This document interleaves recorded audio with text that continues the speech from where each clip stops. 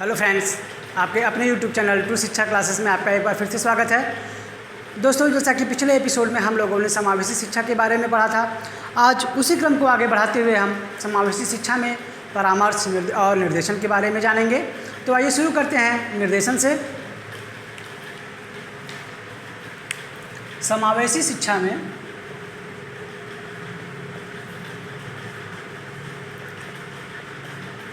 समावेशी शिक्षा निर्देशन व परामर्श,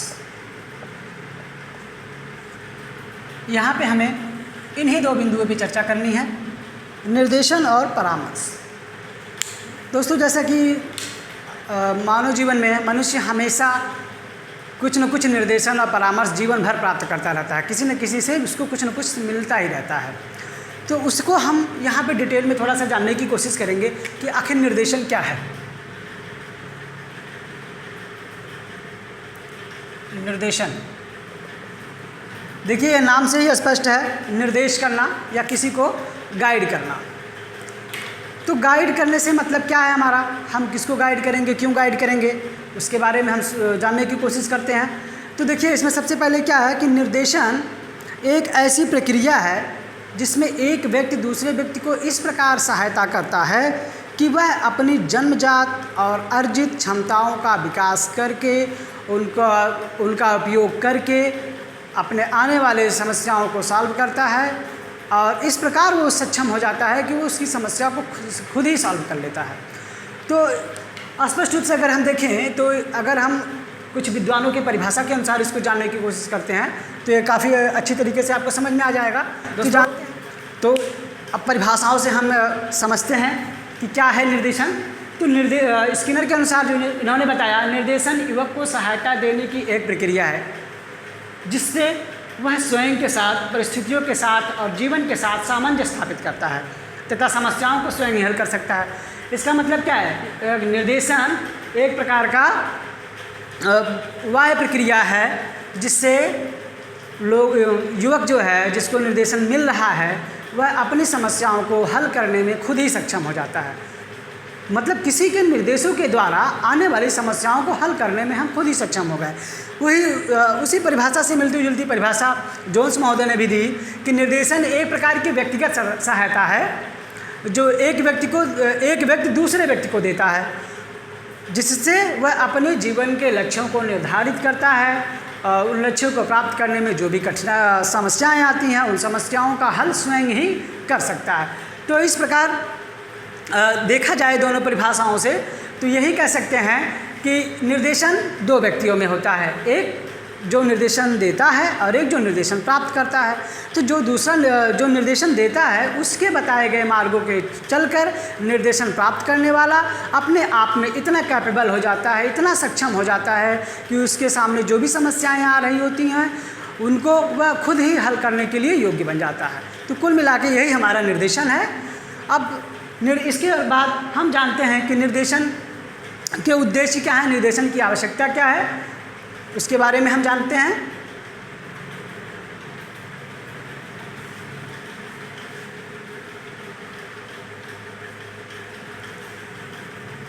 निर्देशन हमेशा आप देखें तो कहीं ना कहीं किसी न किसी के द्वारा हमें हमेशा कोई भी कार्य हम करें, हमेशा कुछ न कुछ निर्देशन मिलता ही रहता है, ठीक है, या सलाह मिलती ही रहती है।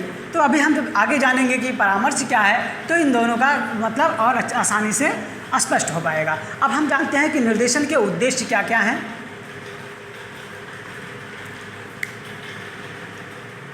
निर्देशन के उद्देश्य, अब कुछ बिंदुओं के माध्यम से इसको हम समझते हैं कि निर्देशन के हमारे उद्देश्य क्या हैं। देखिए, सबसे बड़ी बात कि निर्देशन हमारा सउद्देश्य प्रक्रिया है, यानी हम कोई टारगेट लेके चल रहे हैं तभी हम निर्देश उसी के अनुसार निर्देश बनाए जाते हैं, तभी हम निर्देश देंगे। तो ये कह सकते हैं कि हमारा निर्देशन जो है, निर्देशन एक सउद्देश्य प्रक्रिया है।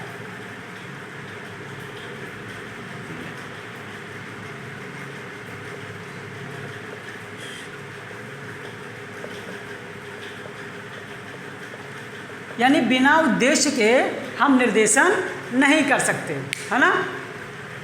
अब क्या होगा, निर्देशन में एक व्यक्ति दूसरे व्यक्ति को देता है तो क्या करता है, वह उसको सामंजस्य स्थापित करने के लिए, परिस्थितियों के साथ, अपने जीवन के साथ, स्वयं के साथ सामंजस्य स्थापित करने के लिए उसके अर्जित क्षमताओं को और उसके जो पहले से जन्मजात क्षमताएं हैं उनको मिला के सामंजस्य स्थापित करवाता है। तो सरल शब्दों में कहें तो सामंजस्य स्थापित करता है।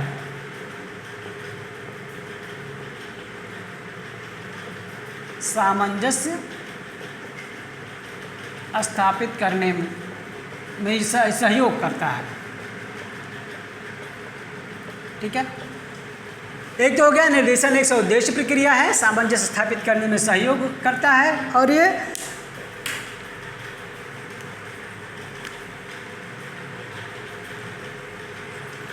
अब देखिए सामंजस्य के में अगर देखा जाए तो सामंजस्य, अभी आपको बताया सामंजस्य में क्या क्या पॉइंट हो जाएगा, हमारा स्वयं के साथ, जीवन के साथ, परिस्थितियों के साथ,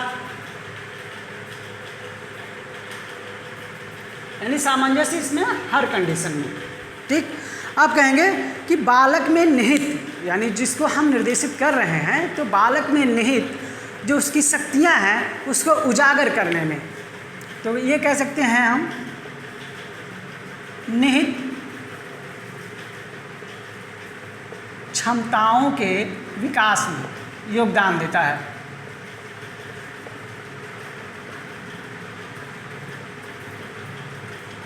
ठीक है,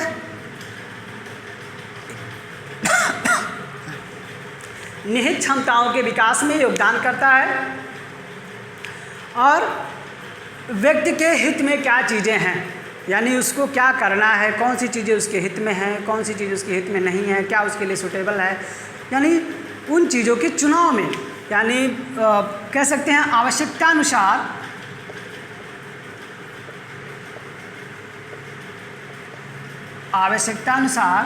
अपेक्षित चीज़ों में के चुनाव में, अपेक्षित कोई भी वस्तुओं कह सकते हैं या फिर आपके कोई टॉपिक ही हो सकता है, के चुनाव में मदद करता है।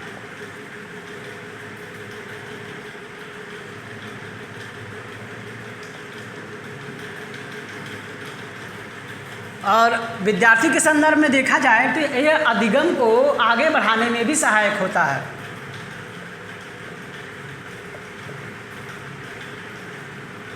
अधिगम को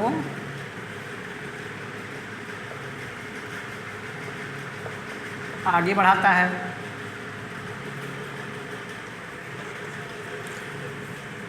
और चौमुखी विकास करता है, यानी बालक का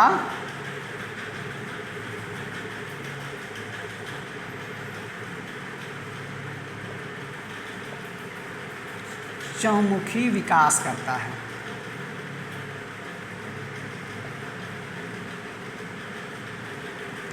तो इस प्रकार से अगर देखा जाए तो इसके बहुत से उद्देश्य हैं। ये जो मुख्य बिंदुएं हैं, इन पे आप इसको देख सकते हैं, समझ सकते हैं कि निर्देशन क्या है, हमारी एक उद्देश्यपूर्ण प्रक्रिया है जो सामंजस्य स्थापित करने में हमारा सहयोग करती है। हमारे अंदर जो निहित शक्तियाँ हैं जो उनको विकास करने में योगदान देती है, साथ ही साथ हम जो समाज से कुछ अर्जित करते हैं उनका जीवन में तालमेल बैठाने में काम आती है। और लर्नर के रूप में देखा जाए तो अधिगम को आगे बढ़ाने में मदद करती है और कुल मिला जुला के बालक का चौमुखी विकास करती है। तो इस प्रकार ये हमारे निर्देशन के उद्देश्य हो गए। अब हम अगले बिंदु पे आते हैं जिसमें हम जानेंगे कि निर्देशन के प्रकार कौन कौन से हैं। तो इसको मिटा देते हैं।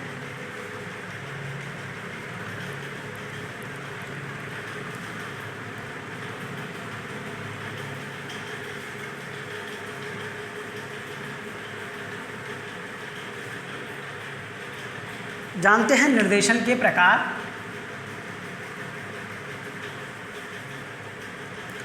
अब निर्देशन के प्रकार को वैसे अगर एक डायग्राम के माध्यम से हम समझें तो कुल मिला के हम इसको 5 भागों में बांट सकते हैं। ये हमारे हो गए निर्देशन के प्रकार। अब हम इसमें कुछ बिंदुओं पे चर्चा कर लेते हैं कि आखिर सामाजिक निर्देशन में हमारा किस प्रकार का होता है, शैक्षिक निर्देशन, व्यावसायिक, इस तरह से सभी के बारे में हम जानते हैं। अब देखते हैं पहले सामाजिक निर्देशन के बारे में। सामाजिक निर्देशन का काम क्या क्या होता है। तो सामाजिक निर्देशन जो होगा ये हमको समाज के साथ सामंजस्य स्थापित करने के लिए योगदान आएगा, यानी समाज के साथ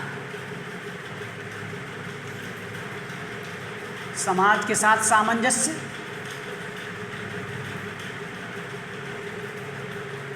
ये समाज के साथ सामंजस्य स्थापित करने में हमारी मदद करता है। उसके बाद समाज के विभिन्न व्यवहारों को जानने में मदद करता है, यानी सामाजिक व्यवहारों को जानने के लिए, साथ ही साथ अपनी सभ्यता और संस्कृति को जानने में मदद करता है। सभ्यता और संस्कृति की जानकारी।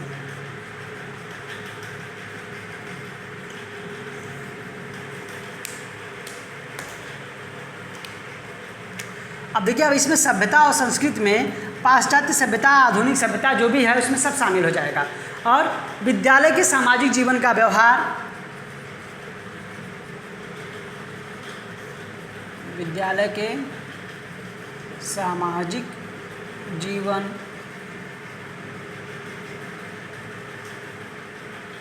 व व्यवहार का ज्ञान,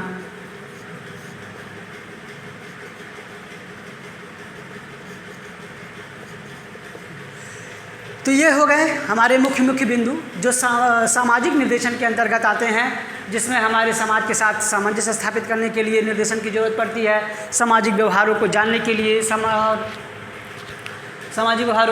लिए समाज की सभ्यता, संस्कृति और कुल मिला जुला के अगर ये देखा जाए तो नैतिकता भी इसमें शामिल है आपका, यानी नैतिक व्यवहार। तो ये हो गए हमारे सामाजिक निर्देशन, यानी इन पहलुओं को जानने के लिए हमें सामाजिक निर्देशन की आवश्यकता पड़ेगी। अब आते हैं शैक्षिक निर्देशन। शैक्षिक निर्देशन की कहाँ आवश्यकता पड़ती है? तो शैक्षिक निर्देशन में हम जाए सबसे पहले आपके कोर्सों के चुनाव में, कोर्स के चुनाव में, ठीक है, पिछड़ेपन के कारणों को जानने के बाद उसकी क्या कहते हैं, उनकी समस्याओं को हल करने में। तो शैक्षिक में क्या होगा, पाठ्यक्रम के चयन करने में भी आता है। पाठ्यक्रम के चयन में वही चीज़ें हैं, उनसे मिलती जुलती ही हैं। अपव्यय और अवरोधन को रोकने में, अपव्यय और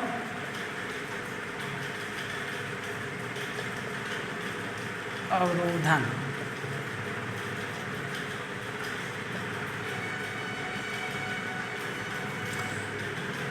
देखिए अपव्यय और अवरोधन, इसके बारे में हम एक अलग से एक वीडियो बनाएंगे जिसमें स्पष्ट आपको अपव्यय और अवरोधन को समझाया जाएगा, उस पर क्या चीज़ें होती हैं, दोनों में अंतर क्या है वो बताया जाएगा। तो अगला जो हमारा बिंदु है वह है अनुशासन बनाए रखने में।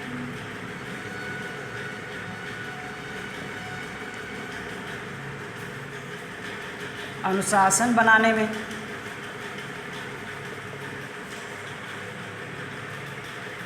यानी अनुशासन बनाने में भी हमें शैक्षिक निर्देशन की आवश्यकता पड़ती है। और साथ ही साथ सबसे बड़ी आवश्यकता तो ये है विद्यालय में समायोजन, विद्यालय में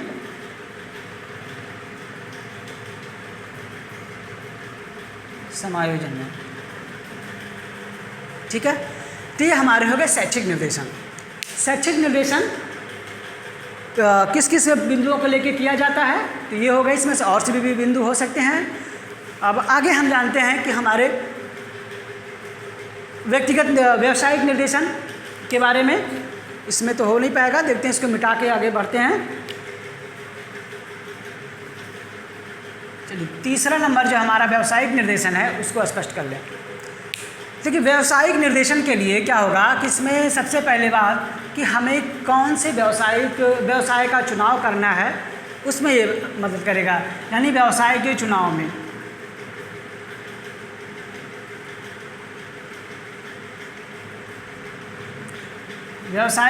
निर्देशन की आवश्यकता पड़ेगी।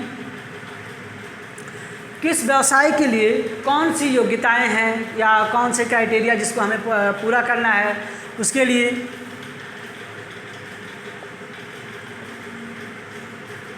व्यवसाय के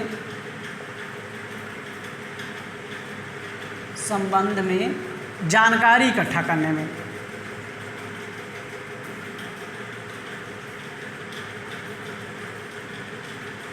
ठीक है, वहाँ भी हमें निर्देशन की आवश्यकता पड़ेगी कि यानी कौन सा व्यवसाय है, उसमें किस प्रकार के आपको योग्यता मांगी गई है, उसकी जॉब डिस्क्रिप्शन क्या है। तो व्यवसाय के चुनाव में भी हमें व्यक्तिगत क्या कहते हैं निर्देशन की आवश्यकता पड़ेगी। साथ ही साथ अगर इसमें हम और चीज़ देखें तो विभिन्न व्यवसायों की जानकारी, ये तो आपकी हो गई।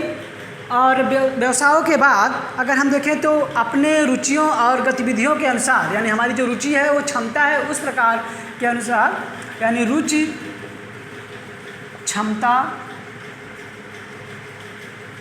के अनुसार व्यवसाय चयन होता है, अनुसार व्यवसाय चयन करने में।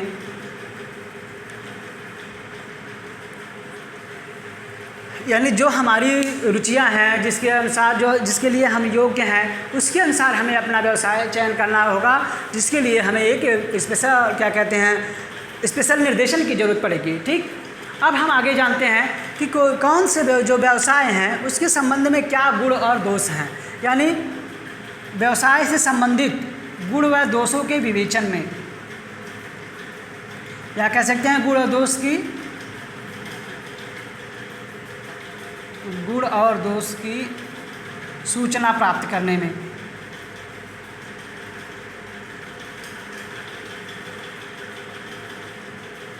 ये हमारे मुख्यतः बिंदु हो गए जो हमें व्यक्तिगत व्यावसायिक निर्देशन में काम आएंगे।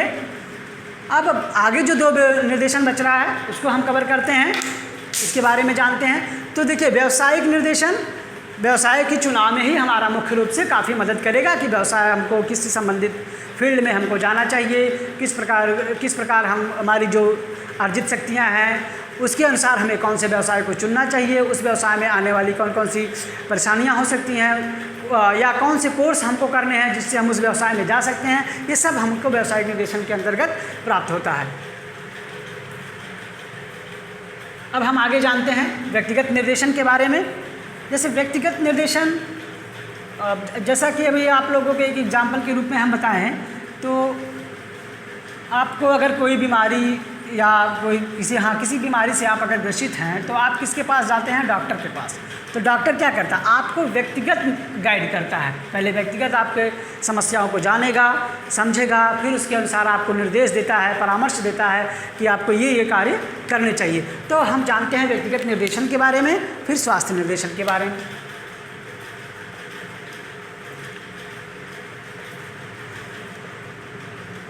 देखिए व्यक्तिगत निर्देशन ये हमारा चौथा नंबर है। अब व्यक्तिगत निर्देशन में क्या होता है? सबसे पहले हमको छात्रों को या जिसको हम परामर्श दे रहे हैं उनकी क्षमताओं को, यानी क्षमता नहीं कह सकते, उनकी समस्याओं को से उनको स्वयं अवगत कराने के लिए, यानी स्वयं की समस्या से अवगत कराना।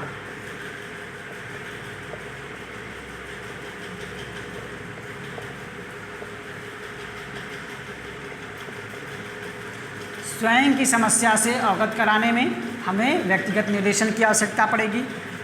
और साथ ही साथ बच्चों के संतुलित विकास में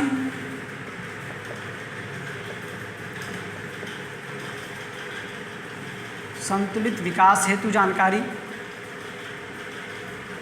ठीक है, अर्जित शक्तियों को आगे बढ़ाने में,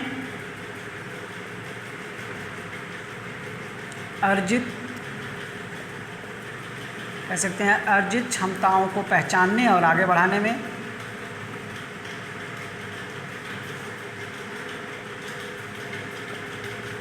आगे बढ़ाने हेतु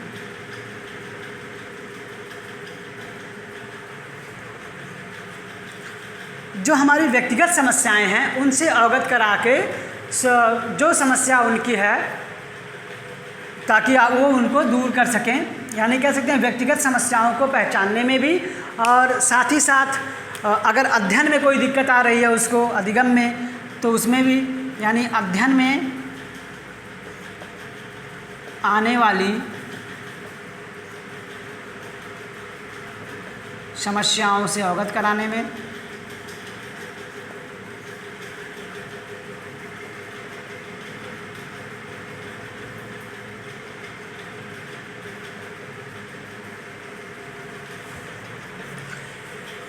तो अध्ययन जो यानी व्यक्तिगत जो भी समस्याएं आएंगी उसमें अध्ययन कराने के अध्ययन में जो समस्याएं आ रही हैं उससे हम अवगत कराएंगे ताकि वो सामंजस्य से अच्छे से स्थापित कर सके। यानी ये भी कह सकते हैं कि व्यक्तिगत सामंजस्य स्थापित करने में, चाहे वो व्यक्तिगत सामंजस्य उसका चाहे वातावरण के साथ हो, चाहे किसी भी परिवेश के साथ हो, किसी भी परिस्थिति के साथ हो, यानी ये कह सकते हैं कुल मिला जुला के कि परिस्थिति के साथ, परिस्थिति से सामंजस्य स्थापित करने में।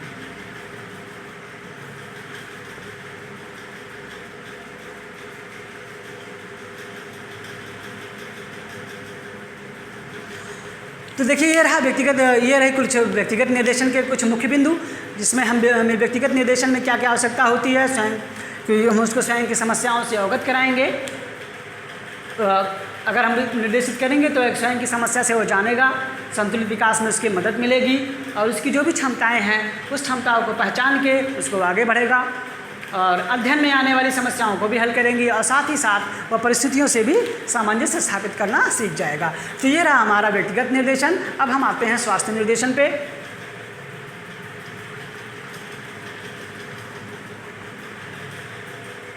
जो हमारा अगला बिंदु है स्वास्थ्य निर्देशन। देखिए ये सब निर्देशन की आवश्यकता किसी को भी पड़ सकती है, तो ये हम ये मान के चलें कि अभी तो हम बच्चे को बता रहे हैं, हो सकता है किसी का ये लाभ आप किसी और को भी अपने समाज में दे सकते हैं।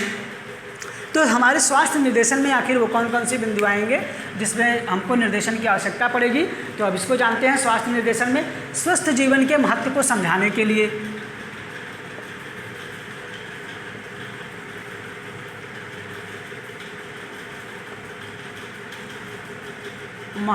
समझाने में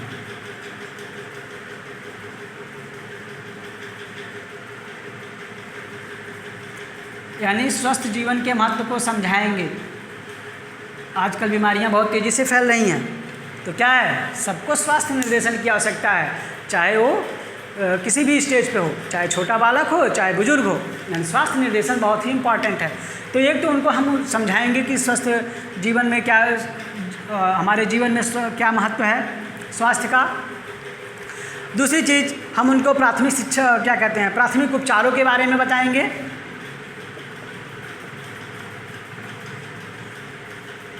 प्राथमिक उपचार, इससे संबंधित उनका प्राथमिक उपचार क्या होता है, उससे संबंधित प्रशिक्षण देंगे, यानी उपाय भी बताएंगे और साथ ही साथ उनको करके भी सिखाएंगे। ये स्वास्थ्य निर्देशन यहाँ आवश्यकता है। उसके बाद बुरी आदतों को छोड़ने के लिए, बुरी आदतों को दूर करने के लिए,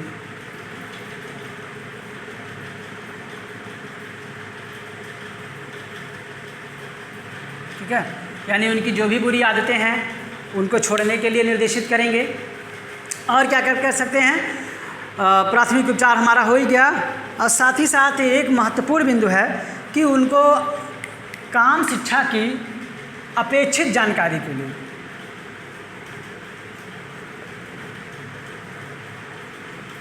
या तो इस तरह से इसको कह सकते हैं यौन शिक्षा, ये ज़्यादा सूटेबल होगा।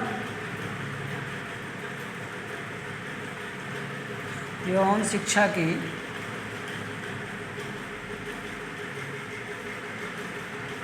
उचित जानकारी।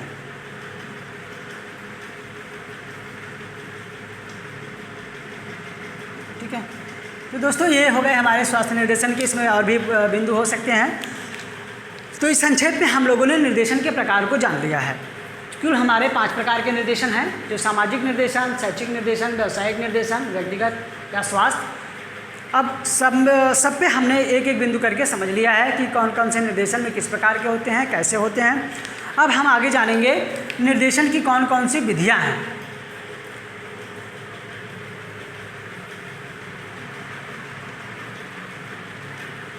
तो निर्देशन की विधियाँ, वैसे देखिए निर्देशन की 2 ही विधियाँ मानी गई हैं मुख्य रूप से।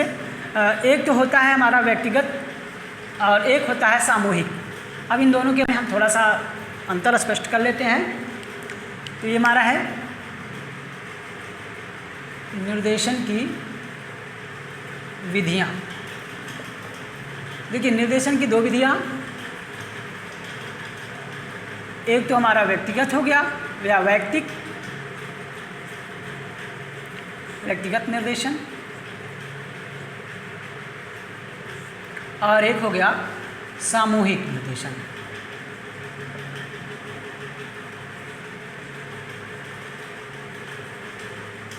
बस यहाँ आपको केवल इनके अर्थ जानने हैं कि क्या क्या हैं। जैसे नाम से ही स्पष्ट है, व्यक्तिगत निर्देशन किसी पर्टिकुलर एक व्यक्ति के द्वारा दी जा रही है तो व्यक्तिगत निर्देशन होगा। वो किसी प्रकार का निर्देशन हो सकता है, वो व्यावसायिक, सामाजिक, शैक्षिक जो भी है, वो मतलब एक व्यक्ति को दूसरे के द्वारा दिया जा रहा है। और ये सामूहिक निर्देशन में ये होता है, जैसे हम क्लासरूम में करते हैं। क्लासरूम में क्या करते हैं, टीचर अकेले डायरेक्ट लगभग 30 बच्चों 40 बच्चों को एक साथ करते हैं, तो वो सामूहिक निर्देशन हो गया। बस यहाँ पे हमको बस केवल इतना ही अंतर स्पष्ट करना है कि इसकी 2 ही विधियाँ हैं, एक व्यक्तिगत निर्देशन। अब इन व्यक्तिगत निर्देशन में भी हम उन 5 क्राइटेरिया को निर्देशित कर सकते हैं, चाहे जो व्यावसायिक हो, सामाजिक हो, शैक्षिक हो, व्यवहारिक जो भी हो। अब उसी तरह से हम सामूहिक निर्देशन को भी कर सकते हैं। तो ये हमारी हो गई निर्देशन की विधियाँ। अब हम आ जाते हैं निर्देशन की आवश्यकता और क्षेत्रों के बारे में जान लेते हैं। तो निर्देशन की आवश्यकता और क्षेत्र कौन कौन से हैं? आवश्यकता व क्षेत्र। तो देखिए निर्देशन की आवश्यकता वही मिला जुला के उसी हम बिंदु पे रिडायरेक्ट होंगे। एक तो सामाजिक आवश्यकता हो गई, सामाजिक और आर्थिक।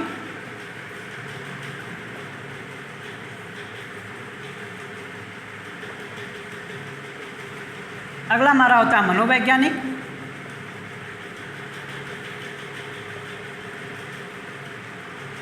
ठीक है, और फिर इसको शैक्षिक कर लेते हैं,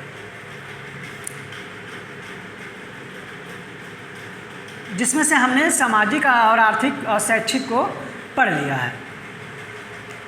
देखिए सामाजिक और आर्थिक वही रोजगार तो व्यवसाय से संबंधित। अब थोड़ा सा मनोवैज्ञानिक पे चर्चा कर लेते हैं कि मनोवैज्ञानिक जो है उसमें क्या क्या चीज़ें आएंगी। तो जो मनोवैज्ञानिक आवश्यकता का क्षेत्र है उसमें पहली बात व्यक्तिगत भिन्नता के बारे में जानेंगे।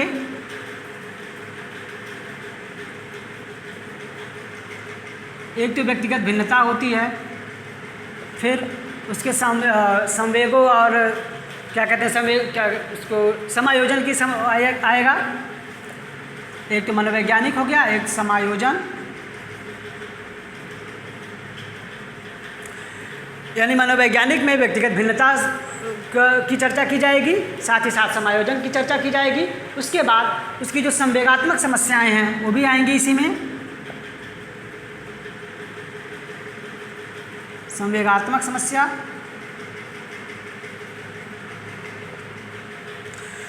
तो वैसे देखा जाए यही मुख्य हैं, जो यानी व्यक्तिगत भिन्नता, उसका परिवेश के साथ समायोजन और साथ ही साथ संवेगात्मक समस्या ही हमारे ये क्या कहते हैं मनोवैज्ञानिक क्षेत्र में से संबंधित हैं। तो ये हमारे कुल मिला जुला के हम लोगों ने अभी तक केवल निर्देशन के बारे में समझ लिया। अब हम जानते हैं परामर्श क्यों। तो आइए हम जानते हैं परामर्श के बारे में। तो जैसे अब हम पहले इसको स्पष्ट कर लेते हैं परिभाषाओं से, तब आते हैं इस पे अर्थों पे समझने के लिए। देखिए इसमें डॉक्टर सीताराम जायसवाल के अनुसार इन्होंने बताया कि परामर्श जो है 2 व्यक्तियों के बीच ऐसा संपर्क है जो एक व्यक्ति दूसरे को स्वयं को समझने में सहायता देता है। ठीक है, इसका मतलब इसमें दो ही व्यक्तियों के बीच क्रियाकलाप हो रहा है। एक दूसरे को ऐसा हेल्प कर रहा है, इस प्रकार सहायता कर रहा है कि वह जो पहला जिसको वह परामर्श दे रहा है वो खुद ही अपनी समस्याओं को समझेगा और सॉल्व करेगा, यानी उसके लिए वो बाध्य नहीं है। ठीक है, मायर्स के अनुसार परामर्श का तात्पर्य दो व्यक्तियों के संपर्क से है जिसमें एक व्यक्ति को दूसरे के द्वारा किसी प्रकार की सहायता दी जाती है। तो अगर अभी आप दोनों परिभाषाओं से अगर आप देखें तो आपको निर्देशन और परामर्श लगभग एक जैसे मिलेंगे, तो आपको थोड़ा सा कन्फ्यूजन हो जाएगा कि निर्देशन भी वही बता रहा है, परामर्श भी वही बता रहा है। तो इसको एक थोड़ा सा एग्जाम्पल के माध्यम से हम समझ लेते हैं कि निर्देशन और परामर्श में अंतर क्या है। अब मान लीजिए कि यह एक, इसके पहले हम परिभाषाओं को मिटा देते हैं तो तब इसको डायग्राम समझने में आसानी होगी हमें। जैसे निर्देशन और परामर्श आपको एक जैसे ही मिलेंगे क्योंकि उसमें भी एक व्यक्ति दूसरे को हेल्प कर रहा है, इसमें भी होता है। तो थोड़ा सा इसमें अंतर क्या है उसको समझ लेते हैं। जैसे मान लीजिए आप किसी सड़क पे जा रहे हैं, ये आपकी सड़क है, ठीक है, आप कह सकते हैं कोई व्यक्ति जा रहा है, वहाँ पे उसको एक बोर्ड मिला, एक बोर्ड लिखा मिला,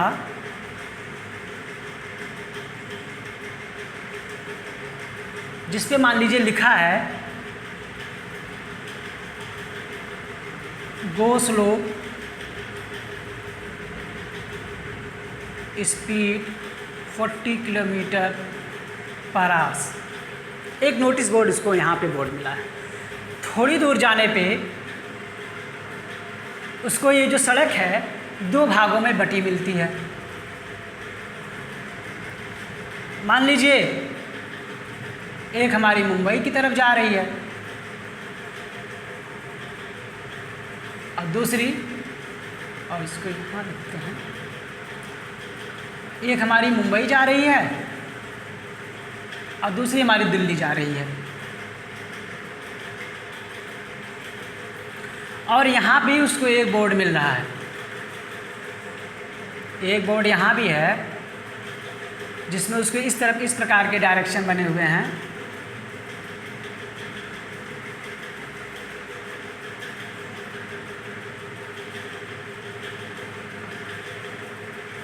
ठीक है, ये दिखा रहा है वही आपका मुंबई, इस पे मान लीजिए मुंबई लिखा है और इस पे हमारा दिल्ली लिखा है।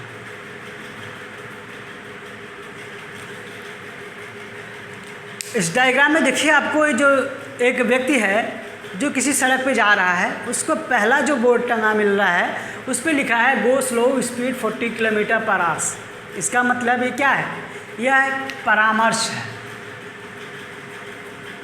यहाँ उसको किसी न किसी के द्वारा परामर्श दी जा रही है कि आप धीरे चलें, आपकी स्पीड 40 किलोमीटर रखें, प्रति घंटा के हिसाब से रखें। अगर आप बाइक से जा रहे हैं तो पैदल जा रहे हैं तो ये स्पीड रखें। इसका मतलब ये है कि अगर आपकी जो आवश्यकता है, अगर आपको तेज़ जाना है, जल्दी पहुंचना है, तो आप 40 की स्पीड को क्रॉस भी कर जाएंगे। यानी हम यहाँ परामर्श दे दिया गया कि आप धीरे चलो, लेकिन धीरे चलिए, स्पीड ये रखिए, तो क्या होगा, आप इसके लिए बाध्य नहीं हैं। आप अपनी आवश्यकता के अनुसार स्पीड को अपने बढ़ा सकते हैं, घटा सकते हैं। तो ये परामर्श हो गया। तो स्पष्ट ये हो गया कि हम परामर्श को मानने के लिए बाध्य नहीं हैं, वो हमारी टोटली हमारी इच्छा पे निर्भर करेगा। अब आगे हम जाते हैं, जो हमको दूसरा बोर्ड मिलता है, ये बोर्ड हमको क्या बता रहा है कि यहाँ से सड़क दो भागों में बटे रही है, एक आपको मुंबई की तरफ ले जाएगी, एक आपको दिल्ली की तरफ ले जाएगी। यानी अगर आपको मुंबई जाना है तो आपको मुंबई वाली लेन पकड़नी होगी। यहाँ आप निर्देशित हो रहे हैं, यानी इसमें एक लक्ष्य है, एक उद्देश्य है। अगर आपको दिल्ली जाना है तो आपको दिल्ली की तरफ जाना होगा। ऐसा नहीं कि आप इस रास्ते पे चल के दिल्ली पहुँच सकते हैं। यानी निर्देशन जो दिया जा रहा है, यानी अब ये जो मार्ग, ये हमका दिखा क्या कहते हैं, ये जो हमारा साइन बोर्ड है, ये हमें निर्देशन दे रहा है। तो कुल मिला जुला के हम ये कह सकते हैं निर्देशन जो है एक टारगेट पे ले जाता है, एक उद्देश्य है। और निर्देशन वही दे सकता है जो उसके बारे में जानकारी रखता हो। यानी ये जानता है कि अगर आप इस रास्ते पे जाएंगे तो आप मुंबई ही जाएंगे और इस रास्ते पे जाएंगे तो दिल्ली जाएंगे, इसको पता है। अगर आप इसके निर्देशन पे नहीं चलेंगे तो आप भटक सकते हैं। यानी निर्देशन जो होगा वो समुचित दिशा की तरफ होगा, और जो परामर्श होगा, परामर्श को हम मानने के लिए बाध्य नहीं है, वो हमको अपनी इच्छा अनुसार करना है। आपको लगे कि वो हमारे लिए बेनिफिट है तो आप परामर्श को मानिए। वैसे देखा जाए तो आपको गांव में या शहरों में आपके आसपास बहुत से लोग आपको सलाह देने वाले मिल जाएंगे। अगर आप कोई नया कार्य शुरू करिए तो कोई ना कोई आ जाएगा, कहेगा अरे इसको ऐसे नहीं इस तरह से करो।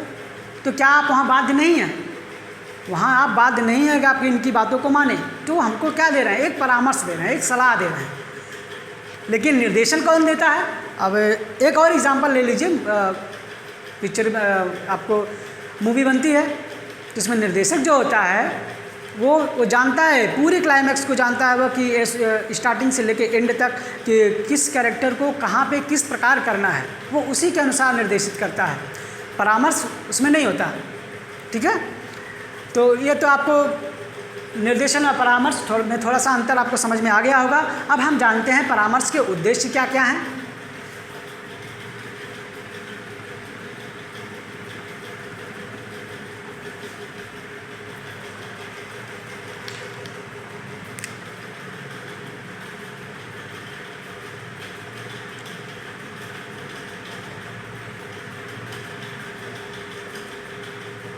परामर्श के हमारे क्या क्या उद्देश्य हैं, इनको जानते हैं। इसके कुछ जो भी टॉपिक क्या कहते हैं, इसमें आने वाले बिंदुओं को हम समझते हैं। देखिए, परामर्श जो होता है क्या कहते हैं, आत्म परिचय कराता है। ठीक है, आत्म परिचय या आत्मबोध।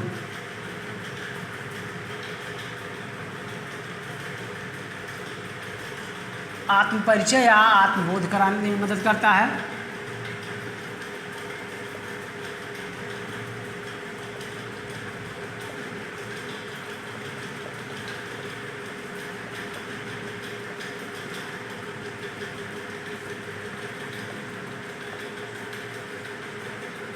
ठीक,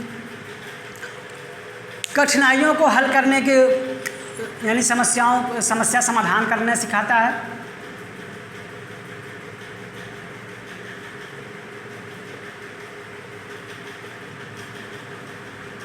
समस्या समाधान हेतु उपाय। ठीक है, और हम कर सकते हैं कि अपनी योग्यताओं को पहचानने में मदद करता है। अपनी क्षमता या योग्यता, रुचि,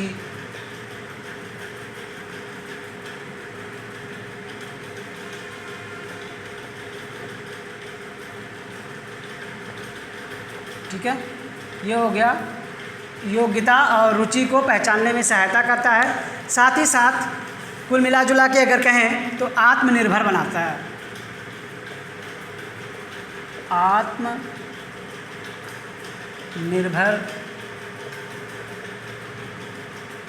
बनने में सहायता देता है।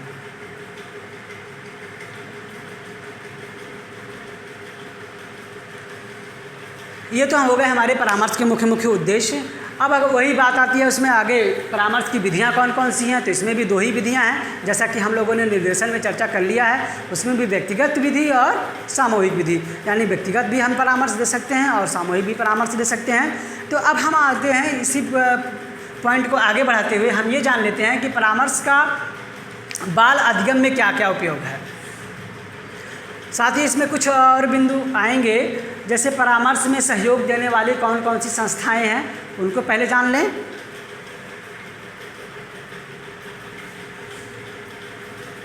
उन संस्थाओं के बारे में आप आगे और भी जानकारी इकट्ठा कर लीजिएगा। हम उसके नामों के बारे में चर्चा कर लेते हैं कि परामर्श में सहायता देने वाली हमारी कौन कौन सी संस्थाएं हैं।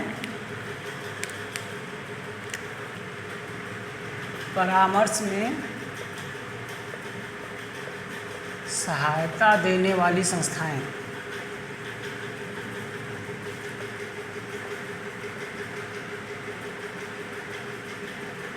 देखिए उसमें सबसे पहला जो नाम आता है वो मनोविज्ञान उत्तर प्रदेश इलाहाबाद का है।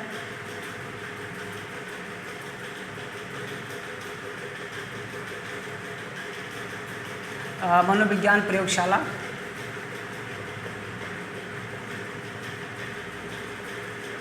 या कह सकते हैं मनोविज्ञान शाला, उत्तर प्रदेश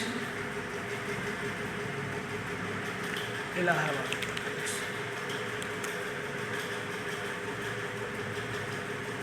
अब तो इसका नाम प्रयागराज हो गया है, अब आप उसको प्रयागराज ही से जानेंगे। देखिए इसके मुख्य कार्य क्या होते हैं, ये वही करता है कि नए नए प्रकार के शोधों पे शोध करता है, बच्चों के आने वाली समस्याओं के बारे में उनका कहता है जो समस्याएं हैं उन पर रिसर्च करता है, साथ ही साथ उनको शिक्षित करने के लिए, उनको मार्गदर्शित करने के लिए, निर्देशित करने के लिए शिक्षक प्रशिक्षण लगाता है। वो प्रशिक्षण भी हमारे दो तरह से होते हैं, एक सेवारत और एक सेवा के बाद क्या कहते हैं सेवा पूर्व सेवारत। तो ये मुख्यतः इसका यही काम होता है। इसके बारे में आप डिटेल जानकारी ले सकते हैं कहीं से। अब जो हमारे आते हैं वो है मंडलीय मनोविज्ञान।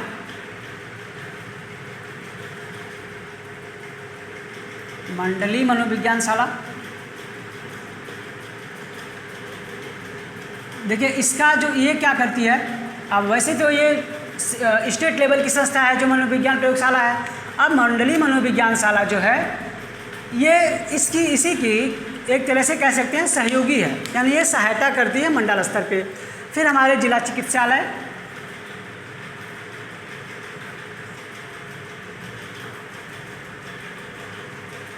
अब जिला चिकित्सालय में भी स्पेशल डॉक्टरों की नियुक्ति होती है जो क्या कहते हैं गाइडिंग और आपको काउंसलिंग दोनों में हेल्प करते हैं। वो बच्चों की पहचान करते हैं, विशेष आवश्यकता वालों की, ठीक है, उसी के अनुसार उनको परामर्श देते हैं।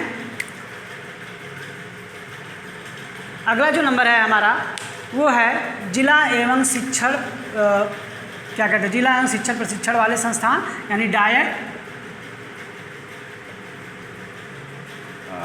कह सकते हैं डायट पे जो हमारे होते हैं मेंटर, वो भी स्पेशल उनकी नियुक्ति होती है इसीलिए ताकि वो निर्देशन और परामर्श को आगे बढ़ा सकें। फिर हमारे समुदाय के लोग आते हैं,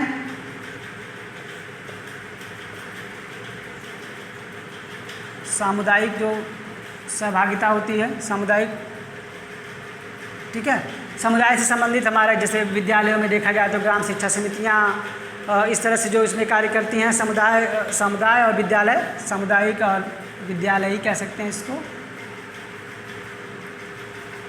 इसमें हमारी मुख्यतः ग्राम शिक्षा समिति,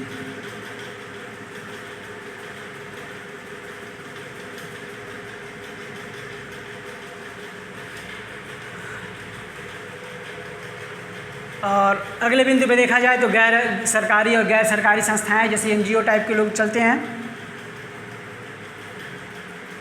सरकारी ऑब्लिक गैर सरकारी संस्थाएं,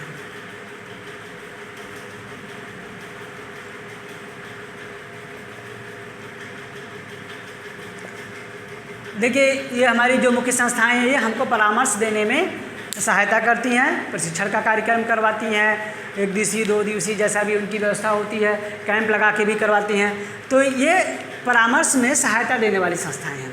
इन संस्थाओं की मदद से हम प्रशिक्षित होकर किसी न किसी को, जो आने वाले हमारे जो बालक हैं, जो एक तरह से कर सकते हैं हमारे जो परामर्शदाता के रूप में हम आगे आते हैं और उनकी समस्याओं से उनको अवगत करा के सही दिशा में प्रेरित करने का कार्य करते हैं। ये हमारे हो गए संस्थाएं। अब हम आगे आते हैं परामर्श और निर्देशन का बाल शिक्षा में क्या योगदान है। देखिए अगर आप इस पर गौर करें तो कहीं ना कहीं सारे बिंदु घूम वापस आके वहीं मिलते हैं, यानी जो इसके क्या कहते हैं उद्देश्य हैं वही इसके बाल शिक्षा में भी उपयोग किए जाएंगे, बाल अधिगम में भी। तो ये कह सकते हैं कि बाल अधिगम में परामर्श और निर्देशन का क्या महत्व है। बाल अधिगम में निर्देशन और परामर्श का महत्व।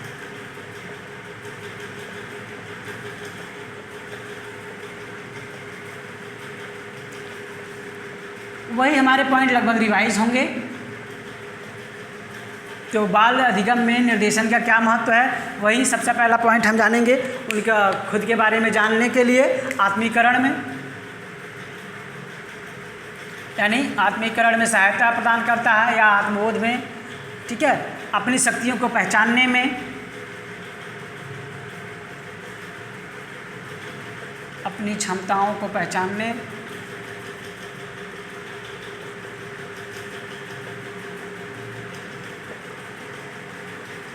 शिक्षण में आने वाली समस्याओं को, यानी अधिगम में कह सकते हैं,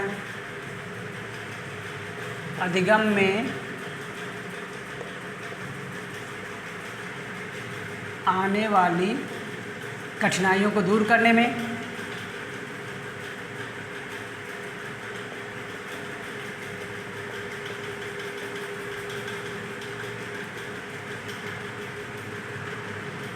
व्यवसाय चुनाव में,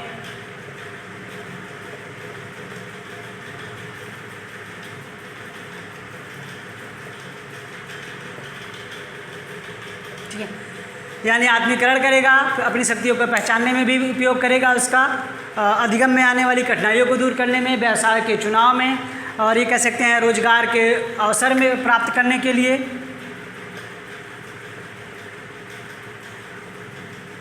रोजगार के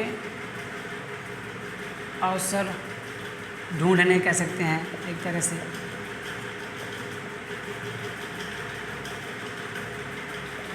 ठीक है। और अगर कुल स्पष्ट देखें तो एक योग्य नागरिक बनने में,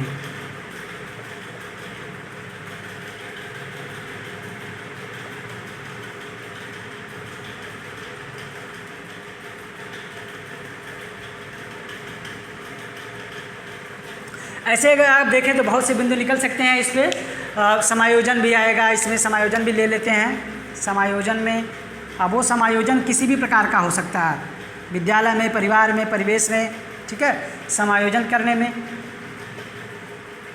तो इस प्रकार से हम देखें तो हमारा परामर्श और निर्देशन लगभग एक दूसरे के पूरक की तरह हैं। निर्देशन हमारा एक प्रशिक्षित व्यक्ति के द्वारा होता है, परामर्श हमको कोई भी दे सकता है।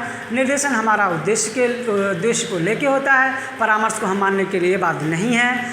तो इस प्रकार परामर्श और निर्देशन का ये टॉपिक यहीं पे कवर पूरा हुआ। और एक चीज़ और हम देख सकते हैं इसमें, जो हमको परामर्श की आवश्यकता होती है, ये कोई ज़रूरी नहीं है कि परामर्श हम केवल बालक को ही दें। हम उसमें परामर्श बालक को भी दे सकते हैं, शिक्षक को भी दे सकते हैं, उनके अभिभावक को भी दे सकते हैं, ठीक है। ये तो कुल मिला के अगर हम देखें तो ये हमारा जो परामर्श और निर्देशन है, ये दोनों के इर्द गिर्द ही घूमेगा, एक परामर्शदाता या निर्देशन और उसके प्राप्त करने वाले पे। यानी ये मुख्यतः दो लोगों के बीच कार्य करता है।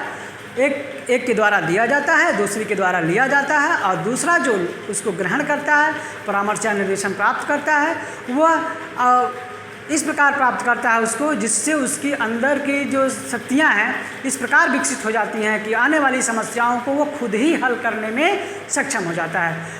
तो दोस्तों, इस प्रकार हम लोगों ने परामर्श और निर्देशन को पढ़ लिया है। अब आने वाले एपिसोड में हम लोग बुद्धि के बारे में पढ़ेंगे। तब तक दोस्तों आप हमारे चैनल को सब्सक्राइब कर लीजिए और अपने महत्वपूर्ण सुझाव हमें कमेंट बॉक्स में देते रहिए, ताकि आने वाले समय में हम इसमें सुधार करके और अच्छे से वीडियो को प्रस्तुत कर सकें। तब तक के लिए धन्यवाद।